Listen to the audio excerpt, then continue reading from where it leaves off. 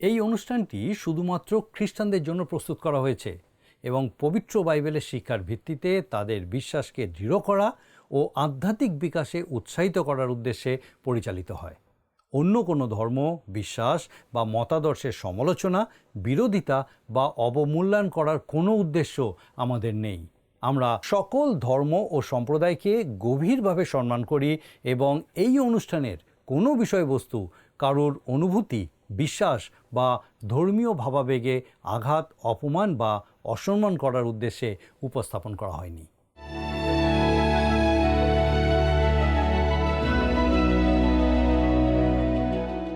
নমস্কার প্রিয় বন্ধু, জীবনবাণীর আরও একটি নতুন পর্বে আপনাকে স্বাগত জানাই। আশা করি ঈশ্বরের অনুগ্রহে আপনি ভালো আছেন। গত পর্বে আমরা দেখেছি যাজকদের পোশাক কিভাবে মহাযাজক যীশু খ্রিস্টকে নির্দেশ করে। আজকের পর্বে আমরা যাত্রা পুস্তক 29 এবং 30 অধ্যায় থেকে যাজকদের অভিষেক, বলিদান, নিত্য হোম বলি এবং ধূপবেদী নিয়ে আলোচনা করব। তাহলে চলুন আজকের অধ্যয়ন শুরু করা যাক।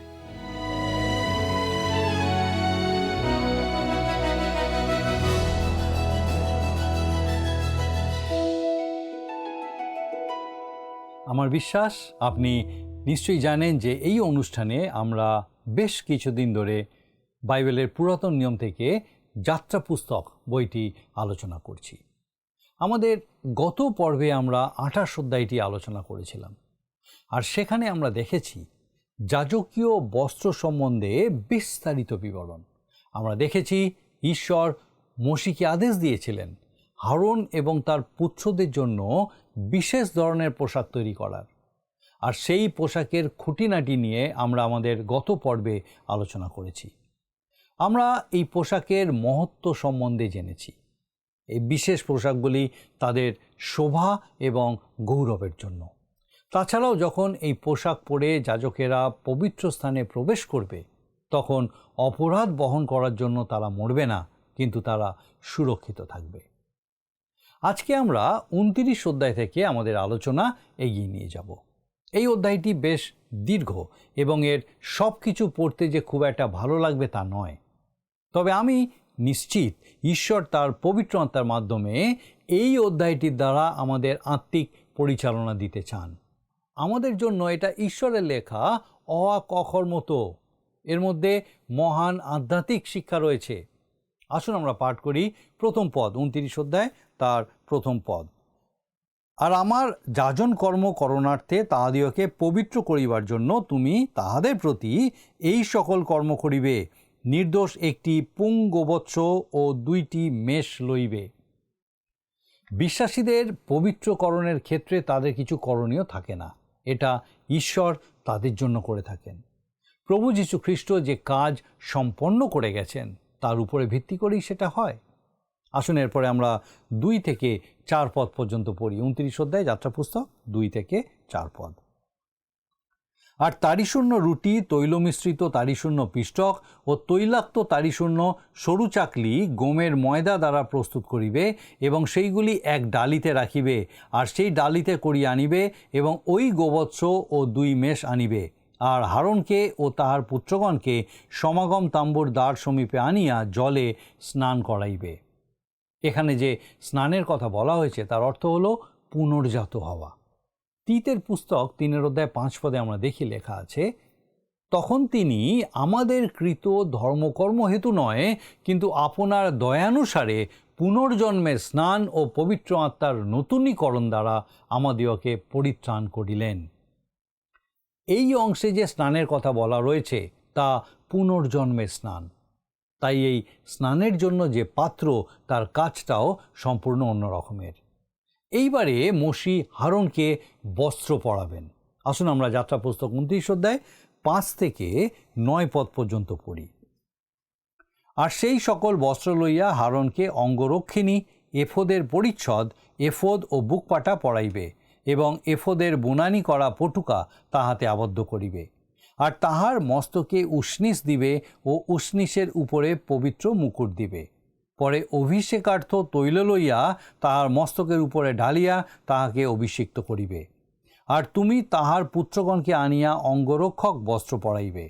আর হারনকে ও তার পুত্রগণকে কটিবন্ধন পরাইবে ও তাহাদের মস্তকে শিরভূষণ বাঁধিয়া দিবে, তাহাতে যাজকত্ব পদে তাহাদের চিরস্থায়ী অধিকার থাকিবে।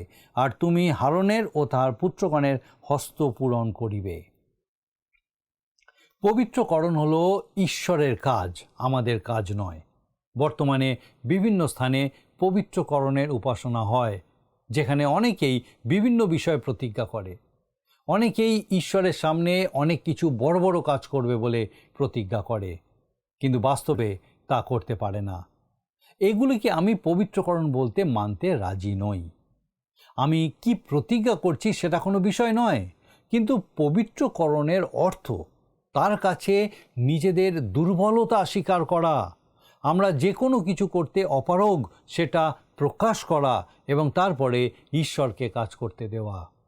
আপনি যদি পুরাতন নিয়মে মোশি, এলিও, দাউদ এবং শমূয়েলের প্রার্থনাগুলো শোনেন এবং তার সাথে নতুন নিয়মে সাধু পৌলের প্রার্থনা শোনেন, আপনি বুঝতে পারবেন যে এরা কেউ ঈশ্বরের কাছে নিজেদের ক্ষমতা নিয়ে আসেনি, নিজেদের প্রতিজ্ঞা নিয়ে আসেনি।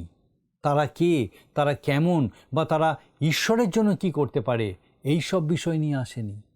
আমি জানি না আপনি কখনো এরকম কোনো উপাসনায় যোগ দিয়েছেন কি না, যেখানে উৎসর্গীকরণের জন্য বিশেষ উপাসনা হয়।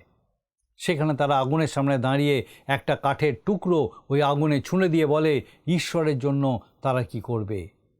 সেখানে তারা এমন কিছু বলে যেটা শুনে মনে হয় যে তারা গোটা পৃথিবীকে পাল্টে দেবে, কিন্তু দুঃখের বিষয় তার কিছুই পালন করা হয় না, বিশেষ পরিবর্তন হয় না, কারণ ঈশ্বরকে দেওয়ার মতন আমাদের তো আসলে কিছুই নেই। আপনি মনে করতে পারেন হয়তো আপনার কিছু আছে, কিন্তু আমার তেমন কিছু নেই। আমি মনে করি তার কাছে আমাদের শূন্য হাতে আসা উচিত, যেন তিনি আমাদের সেই শূন্য হাত পূর্ণ করার সুযোগ পান। এবারে দেখব পবিত্রকরণ বা সূচীকরণের বলিদান। আসুন আমরা 10 পদ পাঠ করব। পরে তুমি সমাগম তাম্বুর সম্মুখে সেই গোবৎসকে আনাইবে এবং হারন ও তার পুত্রগণ গোবৎসটির মস্তকে হস্তার্পণ করিবে। এখানে বলা হচ্ছে প্রধান যাজক এবং তার পরিবার সেই গোবৎসের মাথার উপরে তাদের হাত রাখবে। অনেকে বলে এইভাবে মাথায় হাত রাখলে, অর্থাৎ হস্তার্পণ করলে, অলৌকিকভাবে কিছু আত্মিক বিষয় স্থানান্তরিত হয়, কিন্তু সেটা ঠিক নয়। সেই উদ্দেশ্যে মাথার উপরে হাত রাখা হয় না। কোনো পশুর উপরে হাত রেখে নিজেকে তার সাথে চিহ্নিত করা হয়। যখন কোনো পাপী বেদির সামনে এসে তার আনা কোনো পশুর মাথার উপরে হাত রাখে, তার অর্থ সেই পশুটি এখন তার স্থান নিচ্ছে। যখন কোনো মণ্ডলীতে কার্যকারীদের নিজ নিজ ক্ষেত্রে কাজ করার জন্য প্রেরণ করা হয়, সেই সময় তাদের জন্য একটি সূচীকরণের অনুষ্ঠান করা হয়, যার মাধ্যমে তাদেরকে ওই বিশেষ কাজের জন্য পৃথক করা হয়।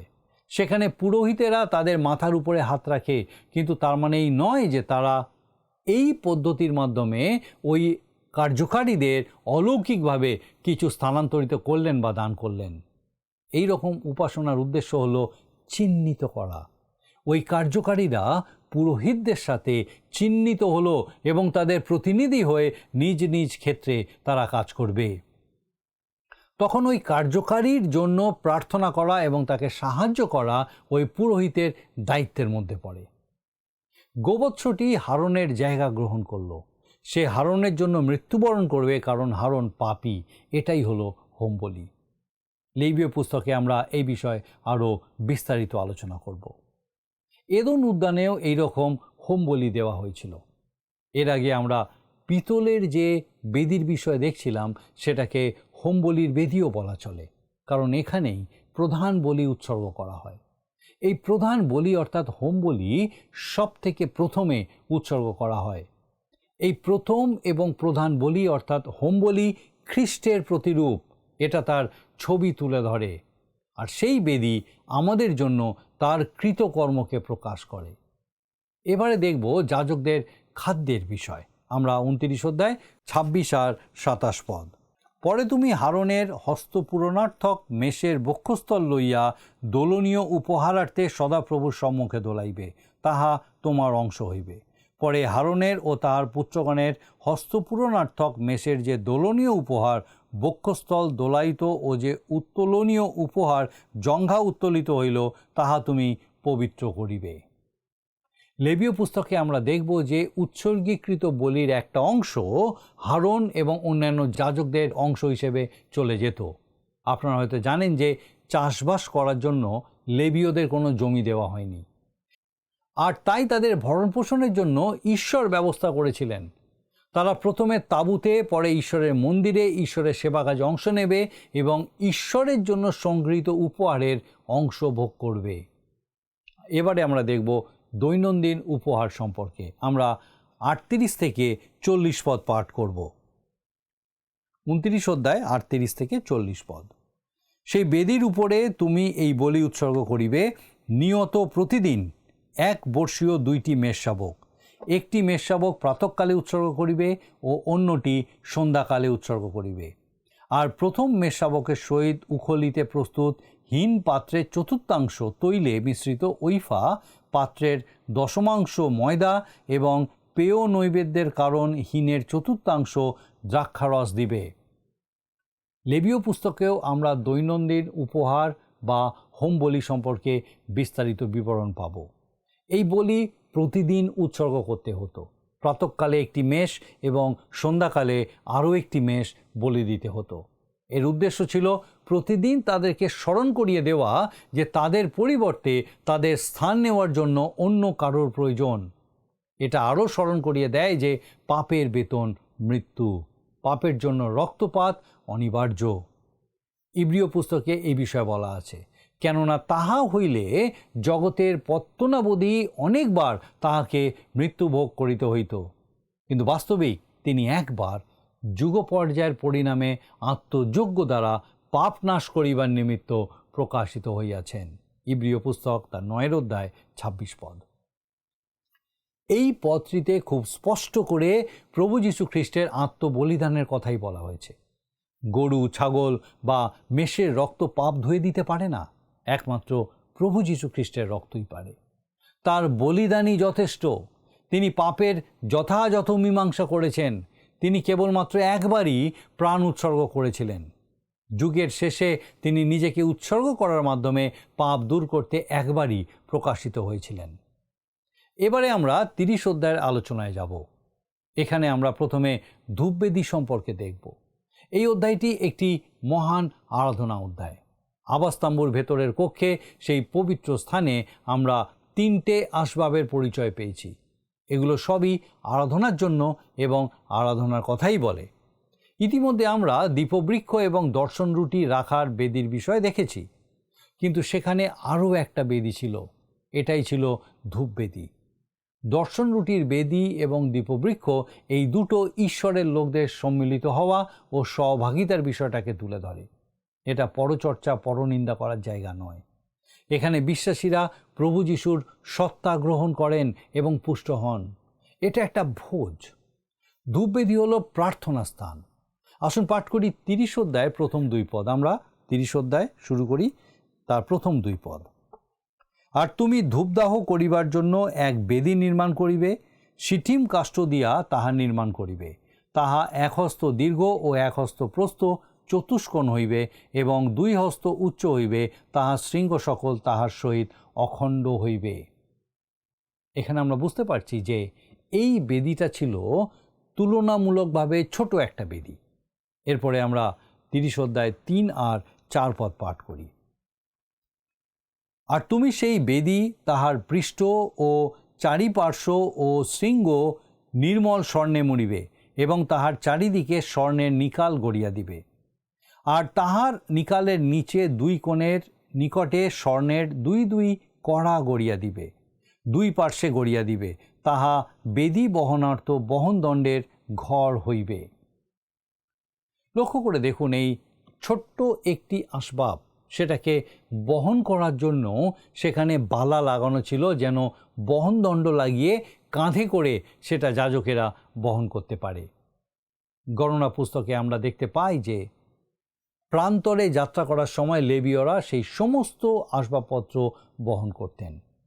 এরপরে 30 অধ্যায় 6 পদ আমরা পাঠ করব। আর সাক্ষ্য সিন্ধুকের নিকটস্থ তিরস্করিণীর অগ্রদিকে সাক্ষ্য সিন্ধুকের উপরিস্থ পাপাবরণের সম্মুখে তাহা রাখিবে, সেই স্থানে আমি তোমার কাছে দেখা দিব। এই বেদিটিকে ঠিক তিরস্করিণীর সামনে রাখতে বলা হয়েছিল, আর তিরস্করিণীর ঠিক অন্যদিকে ছিল সাক্ষ্য সিন্ধুক এবং পাপাবরণ। এটাকে পবিত্র স্থানে রাখা ছিল, যেখানে আরাধনা করা হতো। আসুন এরপরে আমরা দেখি 30 অধ্যায় 7 এবং 8 পদ। আর হারন তাহার উপরে সুগন্ধি ধূপ জ্বালাইবে, প্রতি প্রভাতে প্রদীপ পরিষ্কার করিবার সময় সে ওই ধূপ জ্বালাইবে। আর সন্ধ্যাকালে প্রদীপ জ্বালাইবার সময়ে হারন ধূপ জ্বালাইবে, তাহাতে তোমাদের পুরুষানুক্রমে সদাপ্রভুর সম্মুখে নিয়ত ধূপদাহ হইবে। এটা কোনো বলিদানের বেদি ছিল না, সুগন্ধি ধূপ জ্বালানোর বেদি। যাত্রা পুস্তক 30 অধ্যায় 9 পদে বলা আছে। এরপরে আমরা পড়ি 9 পদ। তোমরা তাহার উপরে ইতর ধূপ কিংবা হোমবলি কিংবা ভোগ্য নৈবেদ্য উৎসর্গ করিও না, ও তাহার উপরে পেয় নৈবেদ্য ঢালিও না। এখানে শুধুমাত্র ধূপ জ্বালানোর কথা বলা ছিল, এবং বিশেষ ধরনের ধূপ সেই বেদিতে জ্বালানো হতো। যাজক যতবার সেখানে দীপবৃক্ষে প্রদীপ জ্বালাতে যাবে, ততবার সেখানে ধূপ জ্বালাবে। এই বেদি প্রার্থনার বিষয় বলে, কারণ বাইবেলের অন্যান্য জায়গায় আমরা দেখেছি ধূপকে প্রার্থনা এবং প্রশংসার প্রতীক রূপে দেখানো হয়েছে।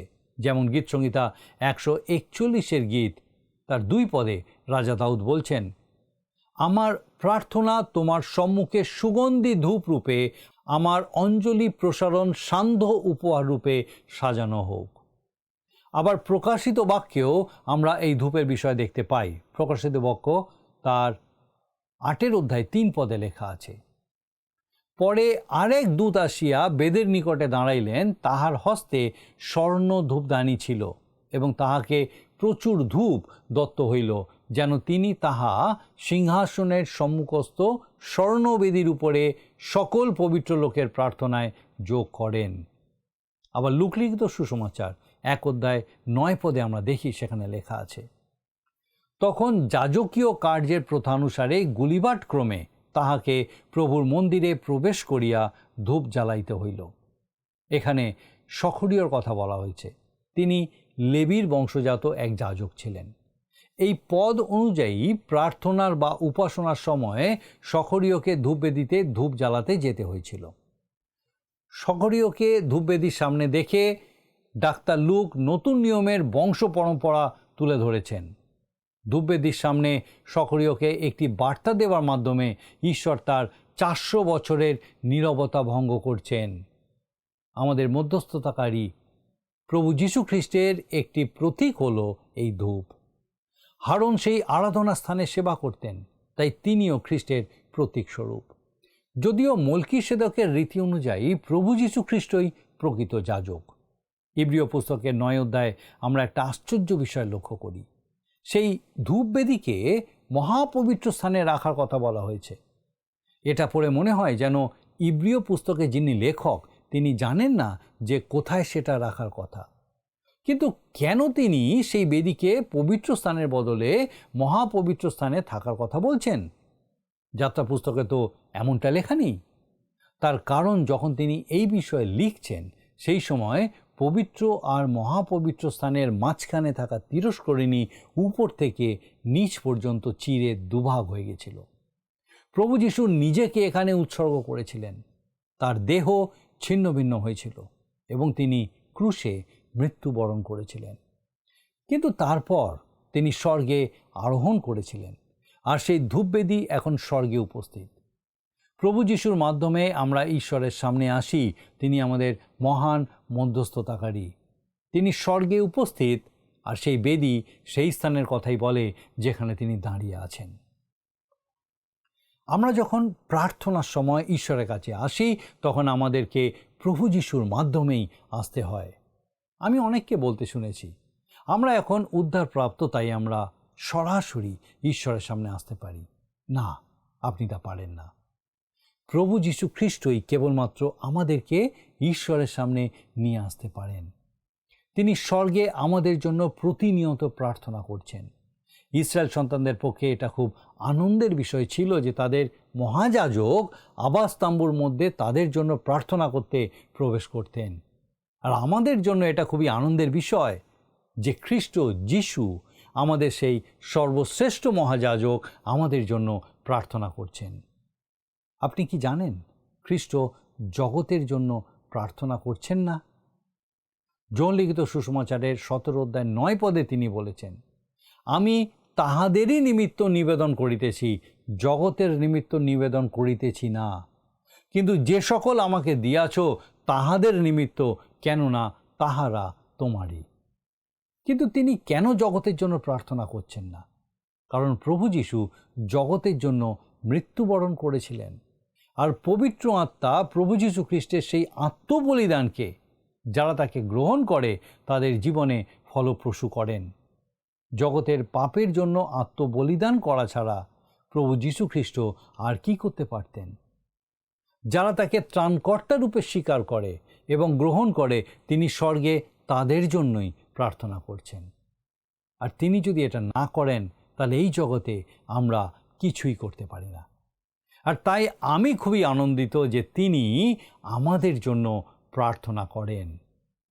আমাদের কত সৌভাগ্য যে আমরা এই রকম একজন মহাযাজক পেয়েছি যিনি আমাদের জন্য প্রার্থনা করেন প্রভু যীশু খ্রিস্টের জন্যই, এবং তিনি আমাদের জন্য যা করেছেন তার জন্যই ঈশ্বর আমাদের প্রার্থনা শুনে থাকেন। ইফিসীয় পত্রে 1 অধ্যায় 6 পদে আমরা দেখি লেখা আছে, সেই অনুগ্রহে তিনি আমাদিওকে সেই প্রিয়তমে অনুগৃহীত করিয়াছেন। প্রভু যিশুর জন্যই পিতা ঈশ্বর আমাদেরকে ভালোবেসে গ্রহণ করেছেন। সাধু মথী লিখিত সুসমাচার 17 অধ্যায় 5 পদ, মার্ক লিখিত সুসমাচার 9 অধ্যায় 7 পদে এবং লুক লিখিত সুসমাচার 9 অধ্যায় 35 পদে পিতা ঈশ্বর বলছেন, ইনি আমার প্রিয় পুত্র, ইহাতেই আমি প্রীত, ইহার কথা শুনো। আমাদের শুধু তার কথা শুনলেই হবে না, তার মাধ্যমেই প্রার্থনা করতে হবে। প্রভু যীশু সাধু জন লিখিত সুসমাচারের 14 অধ্যায় 14 পদে আমাদেরকে বলেছেন, যদি আমার নামে আমার কাছে কিছু যাচনা করো তবে আমি তাহা করিব। এইভাবে আমাদেরকে আত্মায় প্রার্থনা করতে হবে। যাই হোক, আমরা দেখেছি এই যে বেদি অর্থাৎ ধূপবেদি তা অন্য সমস্ত আসবাবপত্র থেকে আলাদা। কেবলমাত্র যাজক সেখানে আরাধনা করতে পারে। এমনকি উশীয় রাজা ধূপবেদিতে ধূপ জ্বালানোর জন্য সেখানে প্রবেশ করলে তিনি কুষ্ঠরোগের দ্বারা আক্রান্ত হয়েছিলেন।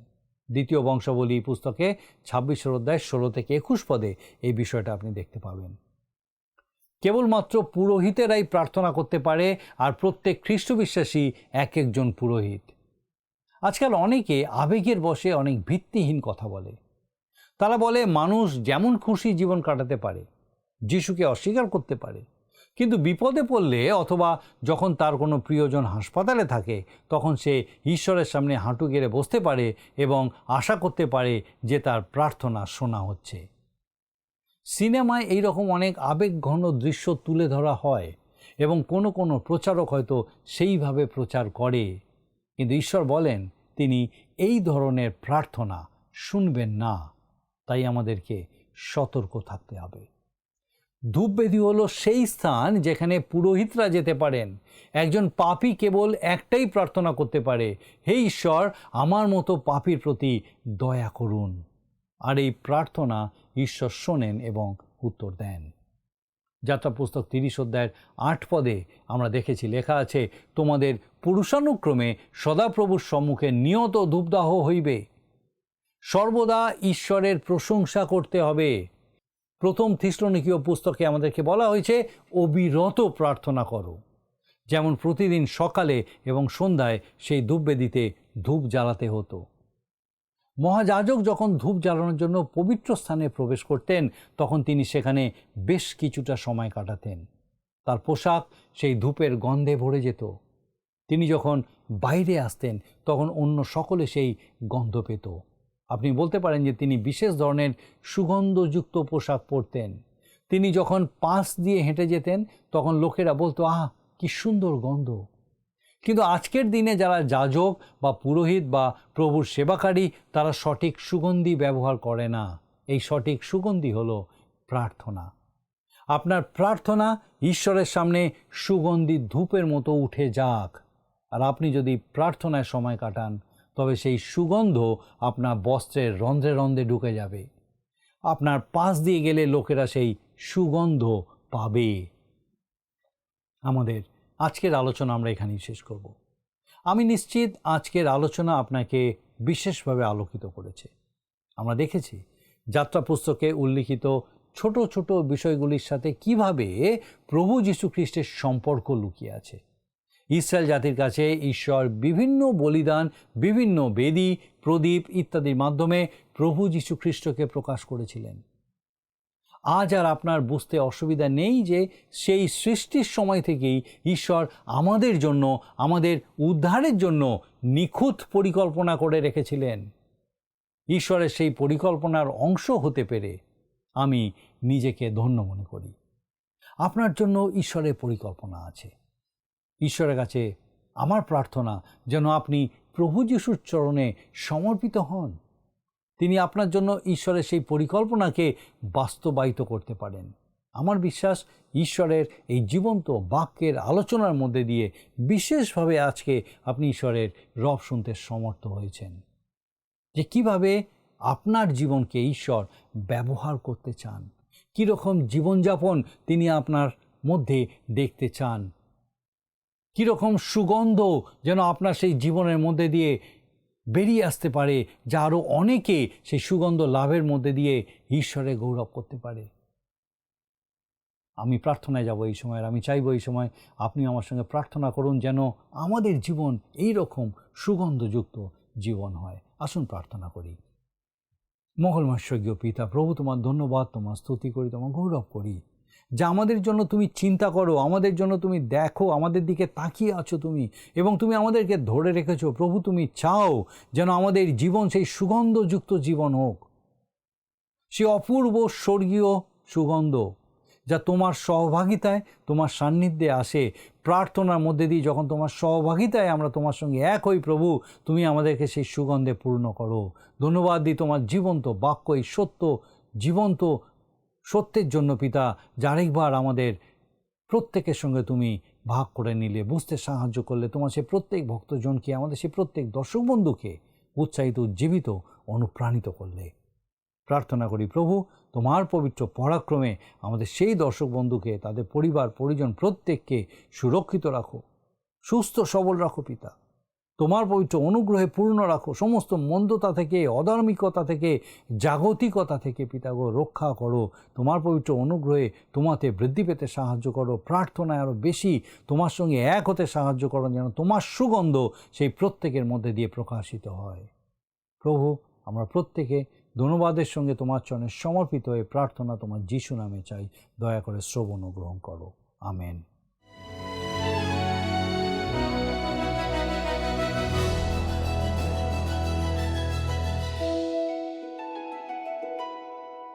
প্রিয় বন্ধু, আমাদের সাথে থাকার জন্য অসংখ্য ধন্যবাদ। আশা করি আজকের পর্বটি আপনার ভালো লেগেছে। আজ আমরা জেনেছি প্রকৃত উপাসনা কেবল ঈশ্বরের দেওয়া পরিত্রাণ ও শুচিকরণের মাধ্যমেই সম্ভব।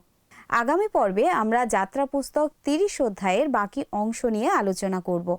ততক্ষণ পর্যন্ত ভালো থাকুন, প্রার্থনায় থাকুন। নমস্কার। প্রিয় বন্ধু, আসুন আমরা আজকের প্রশ্নোত্তরে আসি। গতকালের প্রশ্নের উত্তর হল অপশন সি 6টি। আজকের প্রশ্ন, ধূপদাহের বেদী কি কাঠের তৈরি? অপশন এ সেগুন কাঠ, অপশন বি গফুর কাঠ, অপশন সি শিটিং কাঠ, অপশন ডি চন্দন কাঠ। প্রিয় বন্ধু, এই প্রশ্নের উত্তর আগামীকাল সন্ধ্যে 6টার মধ্যে option A B C D সহকারে আপনার নাম ও সম্পূর্ণ ঠিকানা সহকারে 9433497235 এই নাম্বারে SMS বা হোয়াটসঅ্যাপে লিখে পাঠাবেন।